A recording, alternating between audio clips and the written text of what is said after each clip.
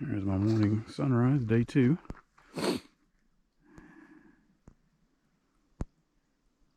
And since the battery died yesterday, give a view of my campsite. There it is. It's west, that's what direction I'm going today.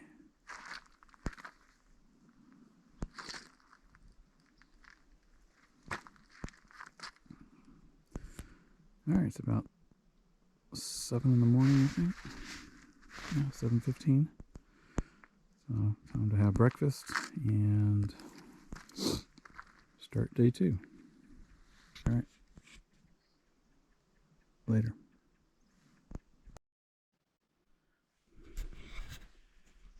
Alright, it's about 8:20, so it's about right. It takes me about an hour to get out of camp.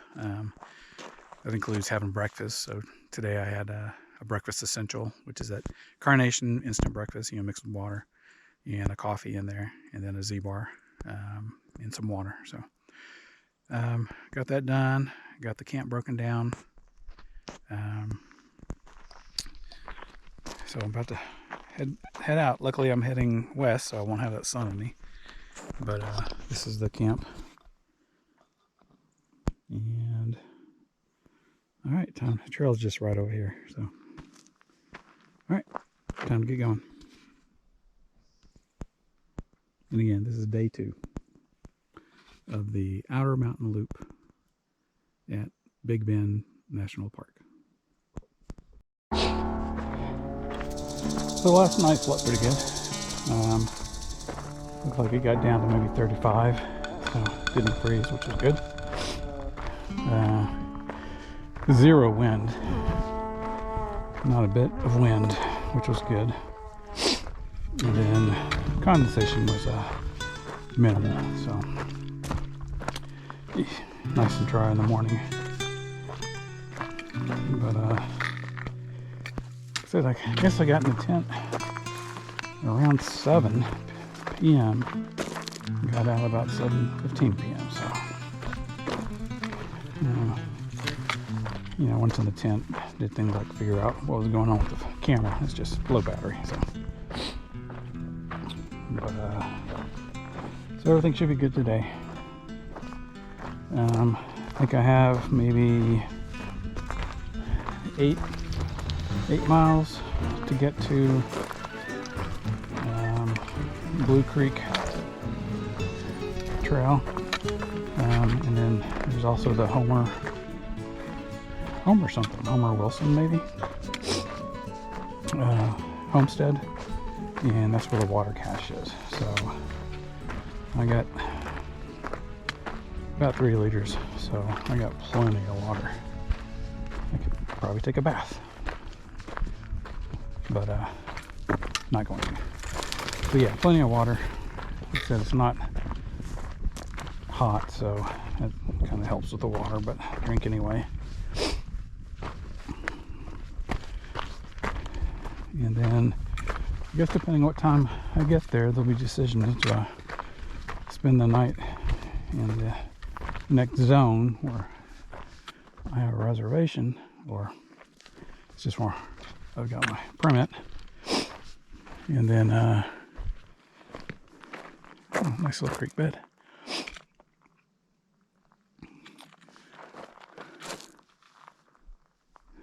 Yeah, so either spend the night there or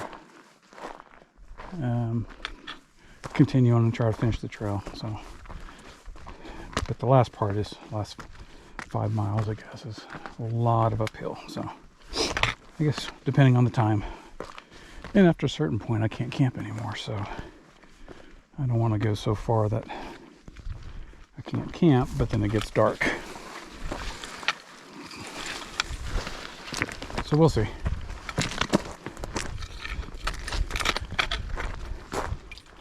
Trail's been a mix of this, and I guess when you get near those little creek beds, a lot of bigger loose rocks.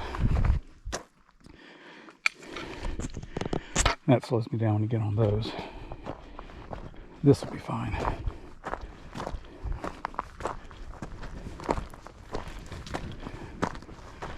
All right, I think most of today will look like this until I get to that other trail.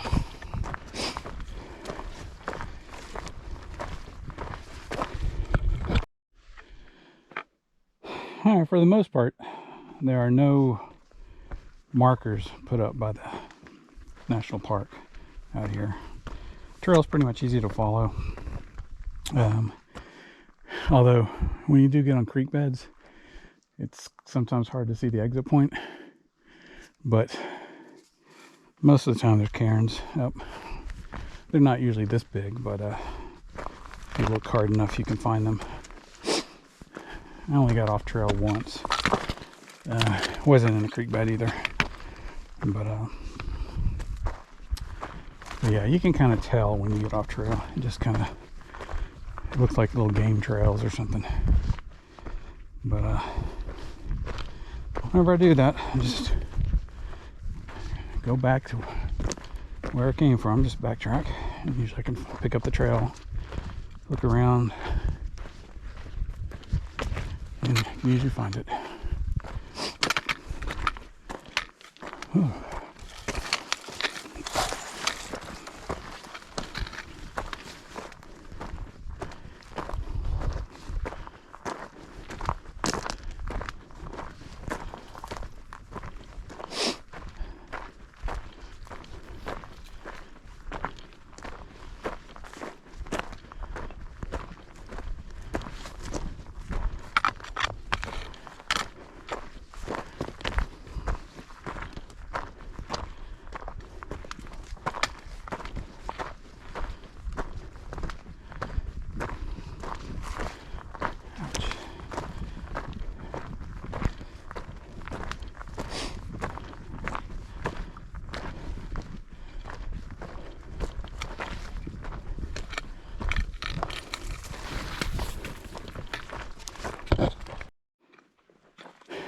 Yeah, so you see a lot of course, cactus, this kind. And then there are these Texas sage everywhere. That's I can recognize that name because we had one of those at home, one of those bushes. But there's a few places where there's a whole bunch of them. And I forgot what time of the year, but I bet that's very pretty to see when they bloom, these purple flowers. So I don't remember what time of the year that is, but I've seen some other places before this where there's just huge patches of these. So another type of cactus.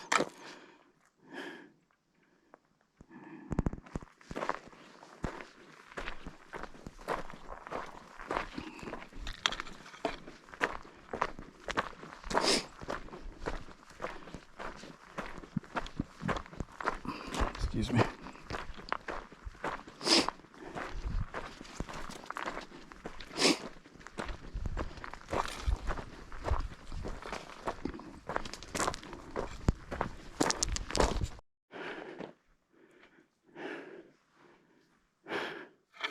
I believe that's the south rim up there.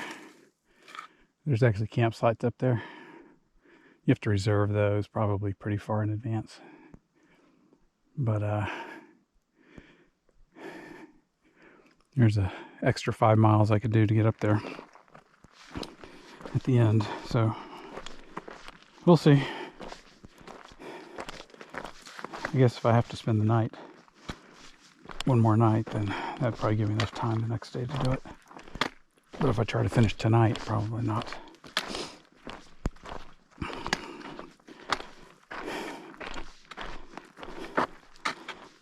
So yeah, here at Big Bend, it was a $30 admission fee, and that's good for 7 days in the park. And each night in the backcountry was $10, so not bad, $50. There are some campsites you can reserve to get them pretty far advance. Even like the backcountry, like I said, there was a line to try to get the campsites. So there are campsites you can get, but just showing up. But a lot of those campsites are considered backcountry. So they require you to have, for most of them, they require you to have a four-wheel drive vehicle, you know, true four-wheel drive, not these all-wheel drive SUVs. And some of them you have to have high clearance. So even though mine is four-wheel drive and it's a little bit higher, it's a small, you know, small Cherokee. So I would not have been able to get to some of them because they said you need the actual, you know, high four-wheel drive trucks. So, and they actually said that about that first water drop. But as you saw, it was just a regular old small SUV that made it. So I don't know if they made it easily or put a ton of dents or scratches or whatever, but it seems to have made it. So I'm sure they're just trying to avoid coming out here and rescuing cars.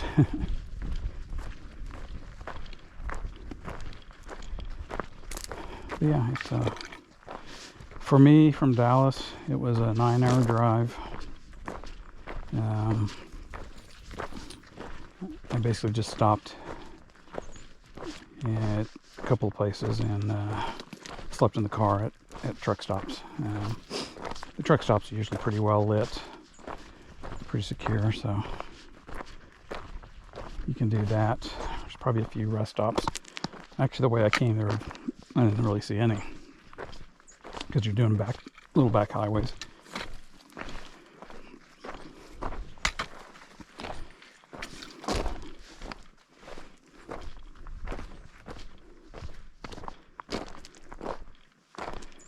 But yeah, it is worth it. This is my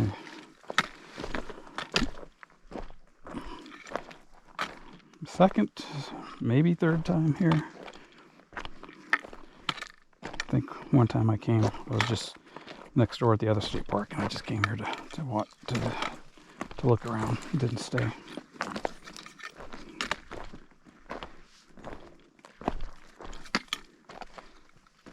I'm just going slow because I'm filming.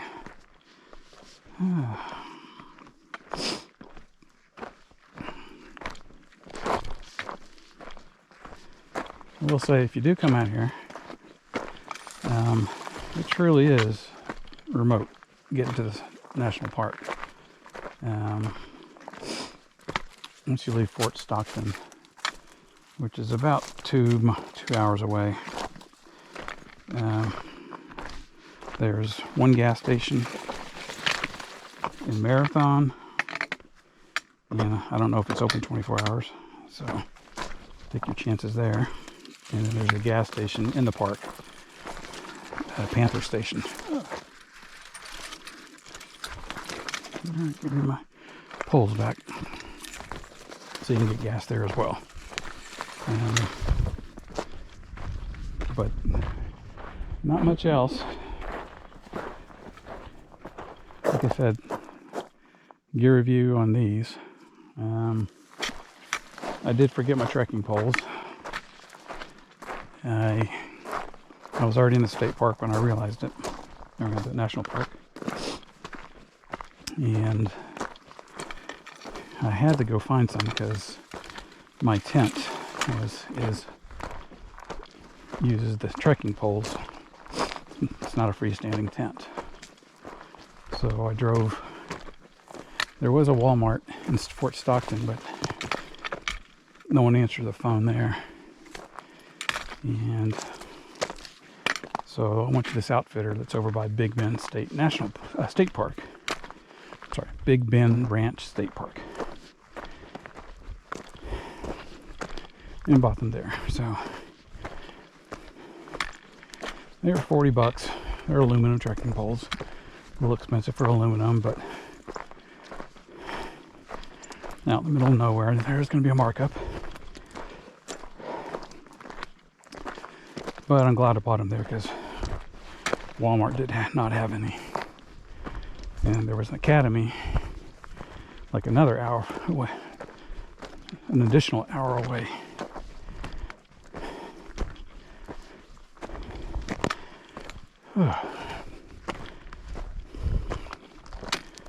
So don't forget anything. It is hard to find things. Food and stuff you can get in Fort Stockton.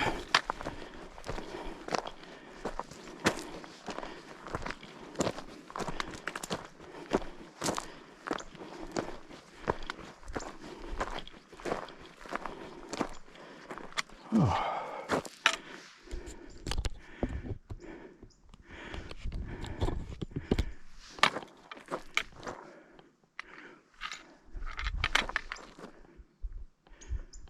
Nice view.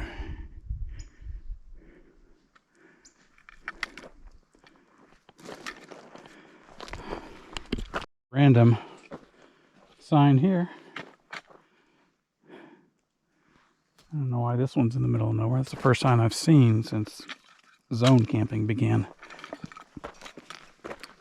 I think down there's a spring. At least on the map there's a spring. I'm not sure if there's anything in it, but maybe that's why there's an arrow there.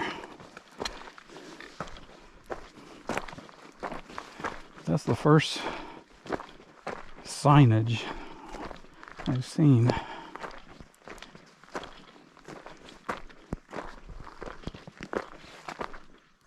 Huh, interesting. I don't think this is right though.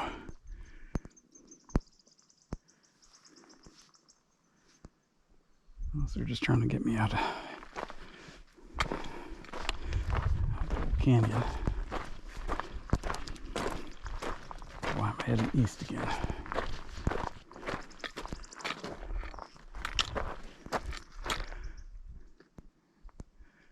Yeah, I should be going that way.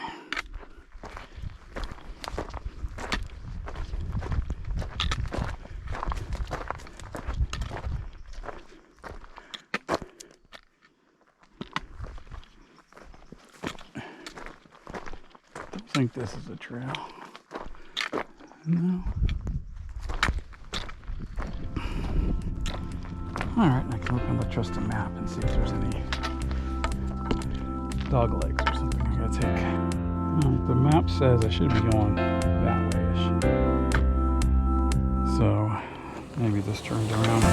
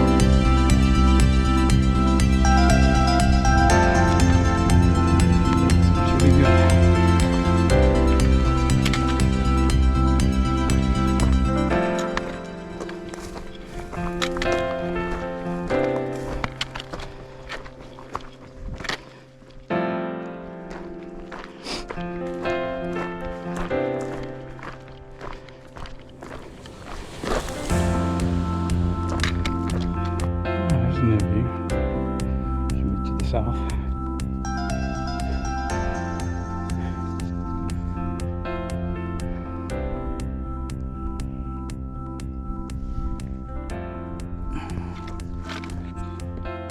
Alright, just finished up taking a break. Back off. Got some snacks. Good view.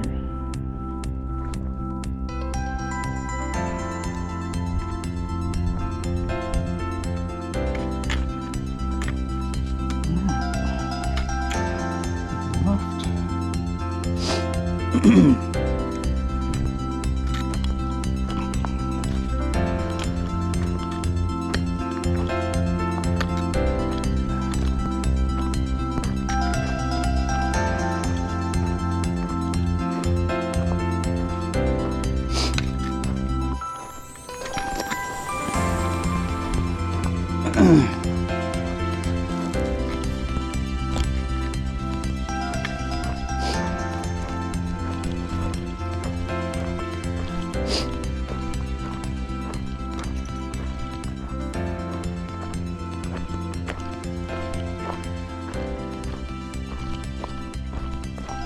Just check the temperature. It says it's 56. Although when you're in the sun, definitely sweating.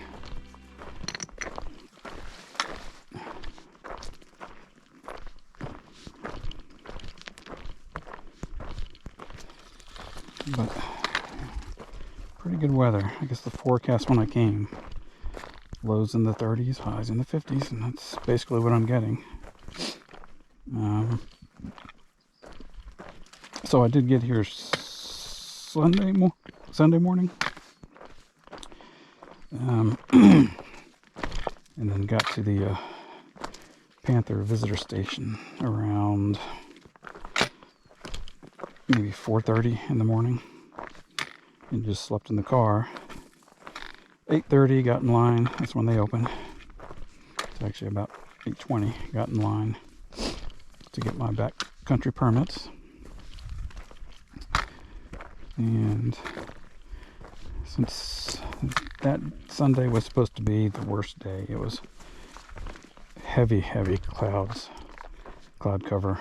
It was very wet, cold. I think never got above 40 that day. But I could have left that day, but I decided to go ahead and go spend the night in Stockton,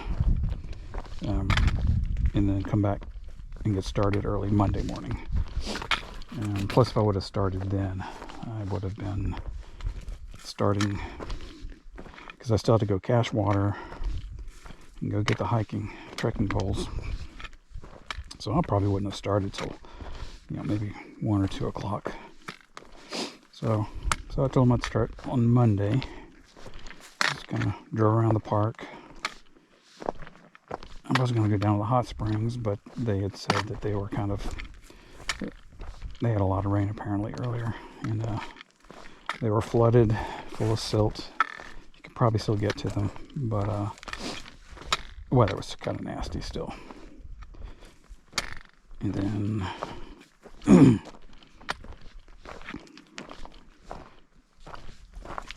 so I did that, and then went to Stockton, and then got a good night's sleep. Came back here Monday morning and started. So Stockton is a drive away, pretty far, but I don't mind driving. It's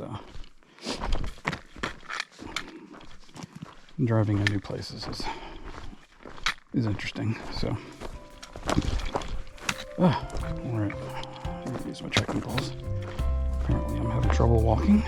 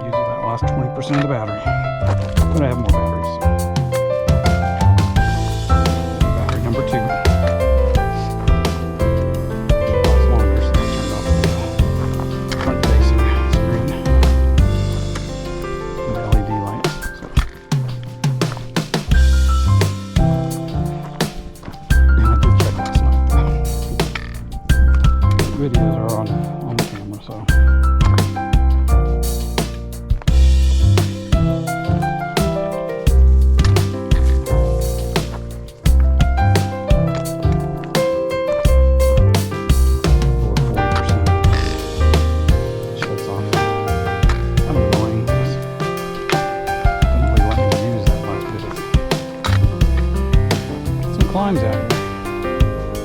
See, way down there, that's where I was. Pretty bad down there. Came all the way up here, a few switchbacks. And I'm still not to the top, so. Whew. This is